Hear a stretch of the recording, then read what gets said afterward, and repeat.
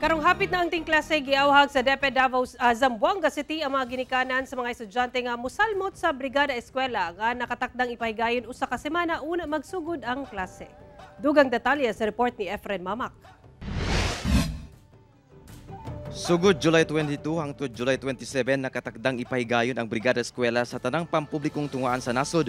Una ang pagsugod sa unang adlaw sa klase sa July 29. Busa karon pa lang, giawhag na sa Department of Education sa Zamboanga City ang mga ginikanan o guardian sa mga estudyante nga musalmot sa maong aktibidad. Sumala sa DepEd, magbayanihan ang mga ginikanan alang sa pagpanglimpyo sa palibot sa tungaan. Ilabi na kadtong mga lugar nga gipamuy-an na og mga lamok. Angay sab limpyuhan ang mga baradong drainage aron malikay sa mga pagbaha karong ting-ulan. Ang appeal natin sa ating parents, no, alam naman nila na this is a routinary, no, everyday na yung ginagawa natin every school year. So we are appealing from them, no, hindi naman kailangan meron silang money or pera, no, yung manpower lang nila to help. Gawas niini, makigtambayayong sab ang DepEd sa Zamboanga City LGU alang sa pagpatukod og mga bagong school buildings aron mas solusyonan ang classroom shortage sa syudad.